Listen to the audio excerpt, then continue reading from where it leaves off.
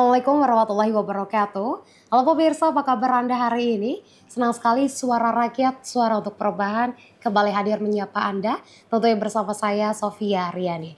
Dan pemirsa, pada edisi kali ini atau episode kali ini kita akan membahas seputar tentang aksara Jawa yang mana dilaksanakan secara masif. Kira-kira pemirsa seperti apa untuk lebih lengkapnya? Kita akan membahas tuntas bersama dengan Wakil Ketua DPRD Surabaya, yakni Bapak Ahatode. Dan tentunya saat ini Sofia sudah bersama dengan Bapak Ahatode.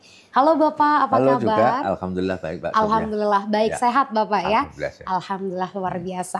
Baik Bapak, seperti yang kita ketahui bersama bahwa saat ini bahasa Jawa atau lebih lengkapnya lagi ya di aksara Jawa tersebut, karena kan memang di beberapa kalangan ini sudah hilang Ya. atau memang sudah dilupakan. Ya, Nah, menurut dari DPRD Surabaya sendiri, kira-kira tujuan utama sebetulnya seperti apa dorongan DPRD Surabaya untuk pelestarian aksara Jawa ini?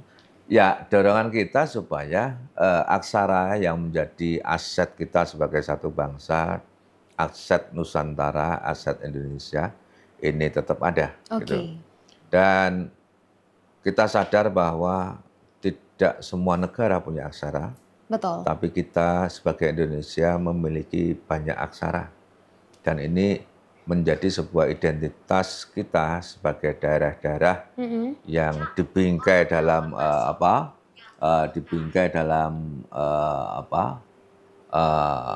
Bhinneka Tunggal Ika. Itu terbukti memiliki sebuah potensi dan memiliki sebuah kekayaan yang memang perlu dilestarikan dan memang Betul. memiliki nilai luar biasa. Oke.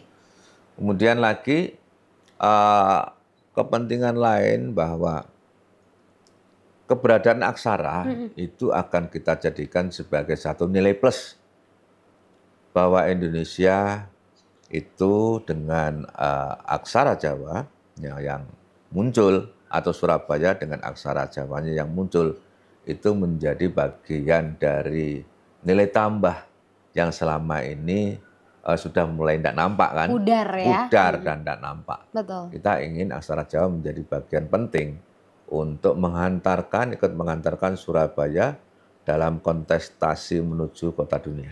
Oke, baik. Karena memang salah satu keunikan di kota itu memang juga sudah atau harus kelihatan seperti itu Bapak ya. Dan kalau bisa tidak hanya orang Surabaya saja yang mengerti aksara Jawa, tapi juga beberapa kota lainnya kalau bisa memang mengerti aksara Jawa seperti itu. Tujuan utama di balik dorongan dari dilaksanakannya aksara Jawa secara masif ini. Kira-kira Bapak selain adanya pelestarian tersebut, apakah ada manfaat lainnya Bapak yang diharapkan dari pelestarian aksara Jawa ini bagi masyarakat? Bahwa yang pertama manfaatnya kita memiliki sebuah peradaban yang sangat luar biasa. Oke. Bahwa kalau umpama di dalam ilmu komunikasi sekarang kaitan dengan teknologi dan sebagainya, kita ketemu gadget-gadget yang dengan berbasis kepada kesatelitan. Gitu. Betul. Tetapi kan budaya kita waktu itu sudah sampai pada meta komunikasi, bahkan bisa berkomunikasi tanpa gadget. Itu adalah sebagai satu perwujudan dari betapa kemajuan kita sudah melampaui apa yang terjadi pada saat sekarang. Oke.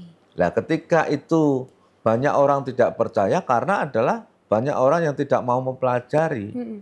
Karena banyak orang yang tidak mau mempelajari sesuatu yang nyata itu dianggap itu adalah bagian daripada gaib. Oke, betul.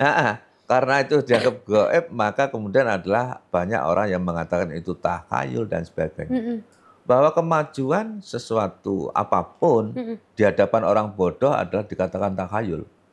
Karena adalah mereka tidak mampu untuk menembus terhadap peradaban yang maju itu.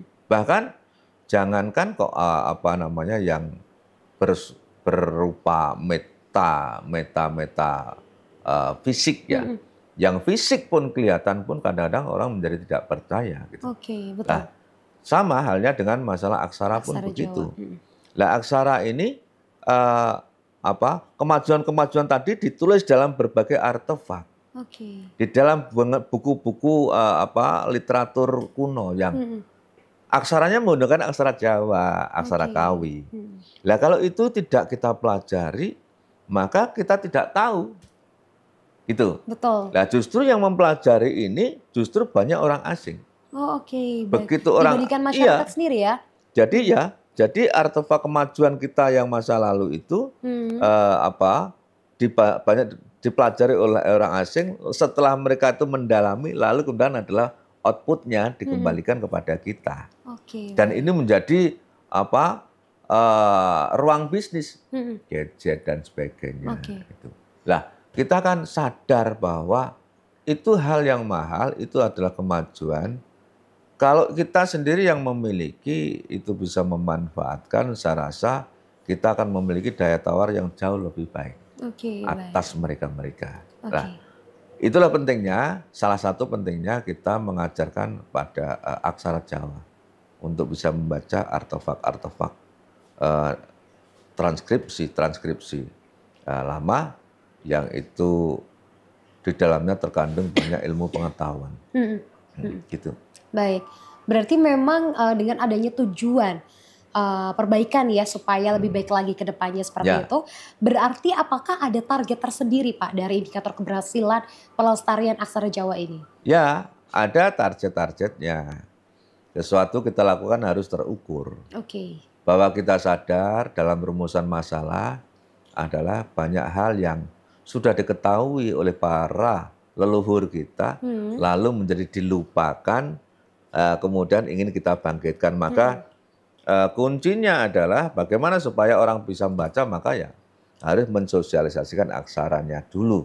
Betul. Nah, untuk mensosialisasikan aksara ini tidak gampang, namun kita tidak patah semangat. Yang pertama kepada kelompok-kelompok yang memang memiliki interest atas perkembangan teknologi yang terjadi pada waktu itu, ya secara secara kekhususan mereka kita ajari secara spesifik dan kemudian untuk melakukan kajian. Tetapi kan menjadi tidak adil kalau aksara Jawa hanya diketahui oleh pihak tertentu, kemudian akhirnya orang itu mengetahui tentang masalah kemajuan pada era masa lalu dikembangkan untuk sekarang. Seolah-olah kok ilmu itu kok tidak dibagi. Sehingga kita mencoba kita kan akhirnya mencoba, kita bikin aksara Jawa menjadi sebuah edukasi yang masif, bisa diketahui oleh banyak pihak, kemudian dengan tujuan yang jelas, maka yang melalui kebijakan pemerintah. Pemerintah memaksa kepada masyarakat untuk melaksanakan kajian-kajian kembali. Baik, luar biasa. Tentunya pemirsa, kita akan kembali lagi di segmen yang selanjutnya dengan pembahasan yang lebih detail lagi. Jadi untuk pemirsa di rumah tetap bersama kami di Suara Rakyat, Suara Perubahan.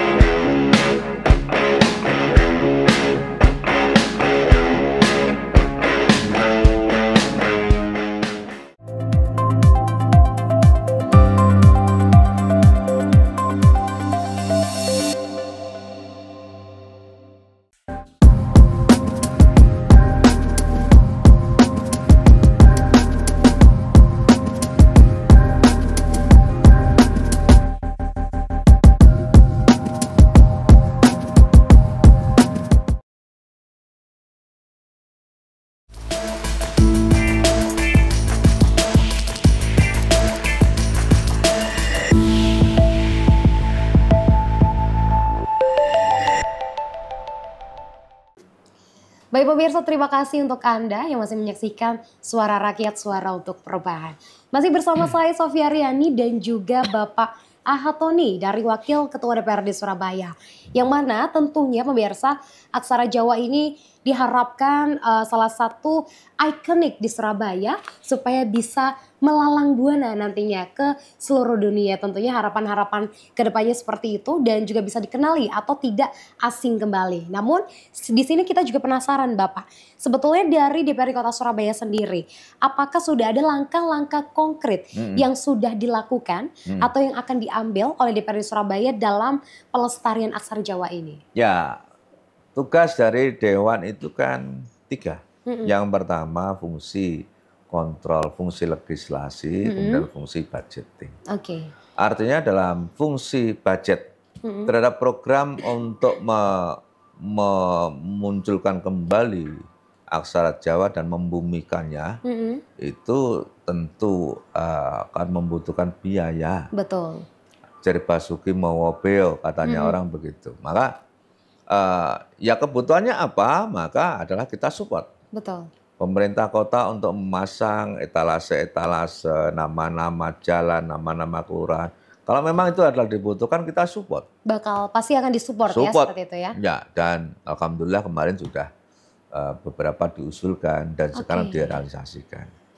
Kemudian dari sisi fungsi legislasi, kita sedang memfasilitasi, kalau kaitan itu dengan aksara, kita sudah fasilitasi, walaupun masih sedang dalam proses, sebuah peraturan daerah.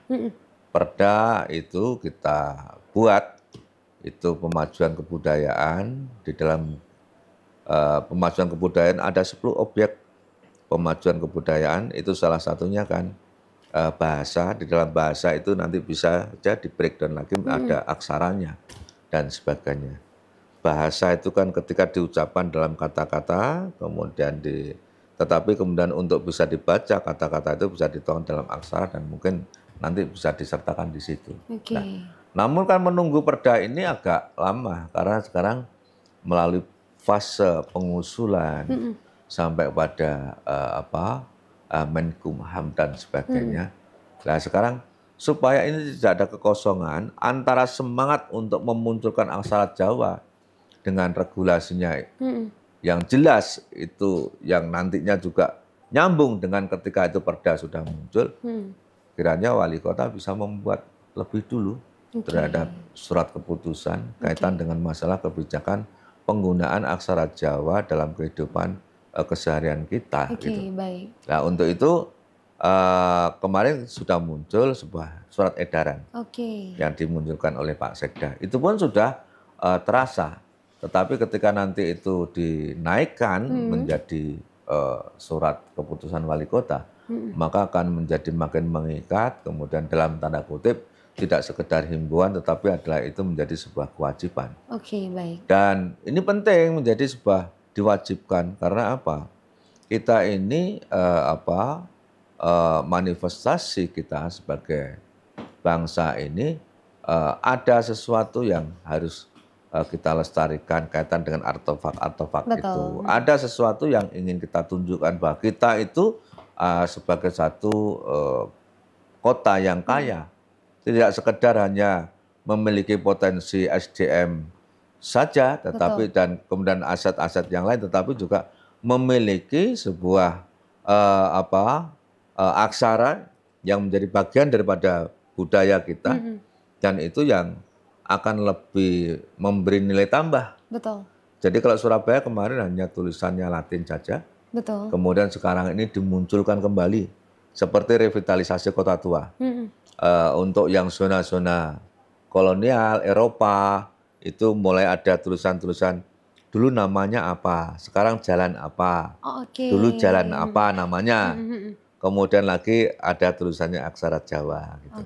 Itu kalau itu bisa dilakukan kan akan lebih secara efisien ya Pak ya untuk masyarakat mengetahui aksara Jawa seperti itu. Sehingga kalau itu dituangkan aksara Jawa, maka akan muncul, oh dulu ada masyarakat Surabaya beraksara Jawa. Lalu kemudian pada masa kolonial muncul tulisan Eropa Latinnya, dan kemudian pada saat setelah kemerdekaan muncul jalan ini berubah menjadi ini, dan kemudian itu nanti kan menjadi sebuah cerita. Betul. Nah, kalau itu bisa dibuat, maka keberadaannya tidak sekedar hanya menjadi ornamen, Betul. tetapi bisa menghadirkan kejayaan pada masa lalu, kekayaan pada masa lalu, hadir pada saat sekarang dan menjadikan kita menjadi lebih percaya diri sebagai warga kota yang memiliki kekayaan akan budaya, aksara dan sebagainya. Oke, baik, luar biasa. Tapi itu juga menjadi suatu hal yang menurut saya paling pantas nih dilakukan yang pertama kali, mengubah nama jalan dengan aksara Jawa tadi, Bapak. Ya. Karena kan kita otomatis mau tidak mau harus mempelajari Ya. supaya hafal nama jalan tersebut. Ya. Ya, kurang lebih seperti itu ya. Betul. Kegiatan-kegiatan konkret yang kemungkinan nantinya akan diberikan seperti itu. Oke, Ya. baik. Namun Bapak, apakah sudah ada kerjasama tersendiri yang memang disarankan dari DPRD Kota Surabaya melalui pemerintah Kota Surabaya kepada pihak-pihak lain seperti Dinas Pendidikan, komunitas lainnya? Dinas Pendidikan sudah menyertakan, kita sudah koordinasi dengan Pak Yusuf ya. Kami tanya Pak Yusuf apakah pelajaran menulis aksara Jawa itu masih ada. Oke, baik. Kan kemarin-kemarin kita mendengar, oh Pak di SMP ini nggak ada, di SD ini nggak ada, betul. dan sebagainya. Kita tanya, ternyata di sekolah negeri masih ada. Dan beberapa sekolah swasta juga masih mewajibkannya. Kemudian sekolah-sekolah internasional bahkan adalah yang bahkan mereka bisa dikatakan Harusnya sebagai, fokusnya belajarnya di bahasa Inggris gitu ya. Ya. Tapi mereka tetap justru memberikan, itu, ya, oke. ya di sekolah-sekolah internasional itu menyertakan itu. Oke, baik. Dan itu menjadi satu hal yang nilai tambah ya. Oke, baik. Nah, dan menjadikan mereka makin pede gitu. Dan kami melihat justru yang tidak mengajarkan itu kan beberapa sekolah yang dalam tanda kutip memiliki sebuah kesadaran yang kurang baik atas sekolah mereka itu ada di mana, sehingga aksara itu tidak diajarkan di situ. Nah, kemudian untuk menjadikan mereka itu sadar, maka kan kewajiban kita sebagai pemerintah, kalau ada orang yang melukakan dirinya sendiri, aksaranya sendiri, ya kita ingatkan. Betul. Jangan dilupakan. Aksaranya orang lain aja Anda pelajari, Betul. tetapi aksara kita sendiri nggak dilupakan. Itu kemunafikan di dalam kita terhadap budaya kita sendiri. Oke, baik Bapak. Kita akan bahas kembali di segmen yang selanjutnya. Jadi untuk pemirsa di rumah tetap bersama kami di Suara Rakyat, Suara untuk Perubahan.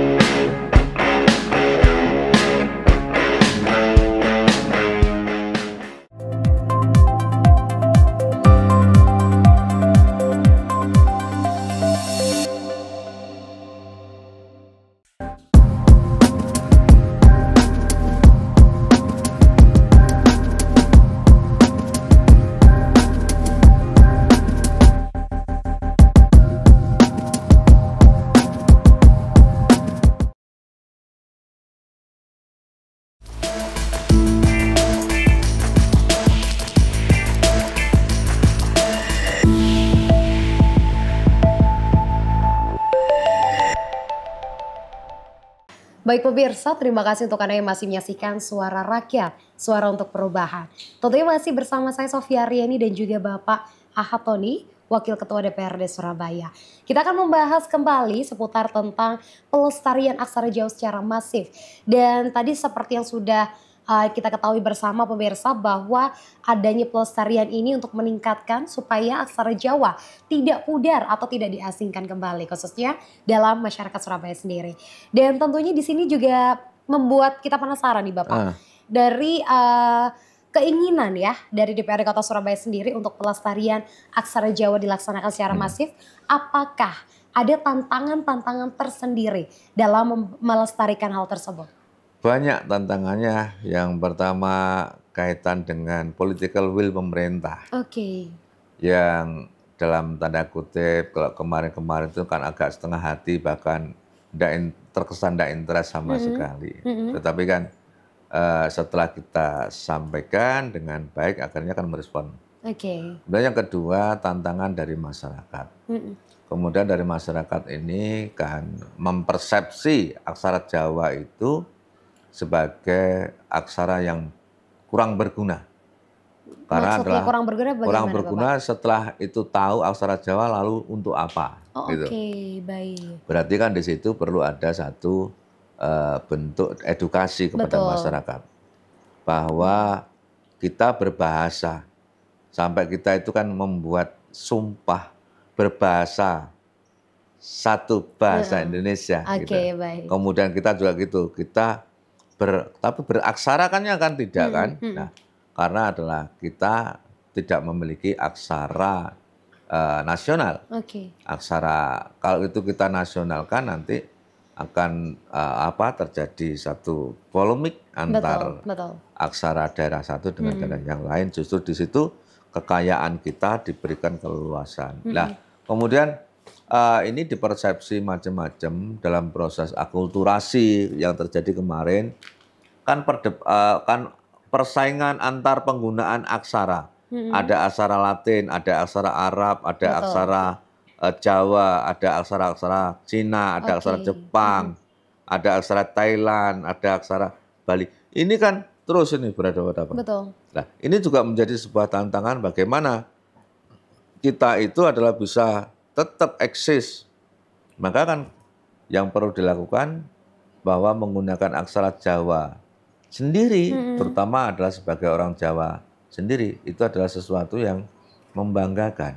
Betul. Nah, kemudian supaya mereka bangga seperti apa, maka kita tunjukkan bahwa dari aksara ini kita bisa mengetahui kemajuan-kemajuan yang lebih. Karena ada satu kayak semacam kalau boleh dikatakan gitu, harta karun yang berupa artefak-artefak lama yang itu adalah mengajarkan sebuah kemajuan yang sekarang bahkan belum mencapai. Betul. Itu ada di sana, makanya itu kan harus kita kejar. Nah, kuncinya apa? Kuncinya ya aksara tadi itu. Nah, untuk ini tantangan yang lain itu kan tentang regulasi. Regulasi yang tidak kuat. Regulasi yang masih tidak kuat. Bahkan makin lama makin degradasi. Kemudian penyertaan konten lokal, kemudian itu harus seperti apa, kemudian keharusannya seperti apa, seperti kalau dijadikan itu bagian dari pelajaran, itu berapa lama jamnya untuk masyarakat belajar. Kita berbeda sekali kalau kemarin saya ketemu sama di Jepang itu. Kalau di Jepang itu begitu anak itu menulis aksaranya sendiri itu adalah waktunya sangat lama. Memang porsinya dikhususkan gitu ya. Nah, di sini ini kan enggak. Hanya untuk menggugurkan kewajiban dikasih 5 menit gitu aja. Yang penting masih ada, tetapi tidak pernah berpikir 5 menit itu bisa disampaikan untuk menyampaikan apa, dan kemudian adalah siswa itu memiliki kemampuan seperti apa. Secepat itu menerimanya atau tidak gitu ya. Artinya apalagi dengan metode-metode yang tidak menarik. Kemudian alat-alat peraga yang tidak mendukung, sehingga untuk menjadikan aksara Jawa menjadi lestari itu ya satu it's impossible gitu. Betul. Nah, jadi susah. Makanya perlu tantangan-tantangan itu perlu kita sadari bersama dan masing-masing punya satu upaya bagaimana tantangan-tantangan itu adalah bisa kita minimalisir. Oke, baik. Regulasinya disiapkan, anggarannya dialokasikan, kemudian teknik transformasi kepada masyarakat seperti apa, kemudian lagi tenaganya berapa, kemudian diajarkan di mana, itu harus jelas. Oke, baik.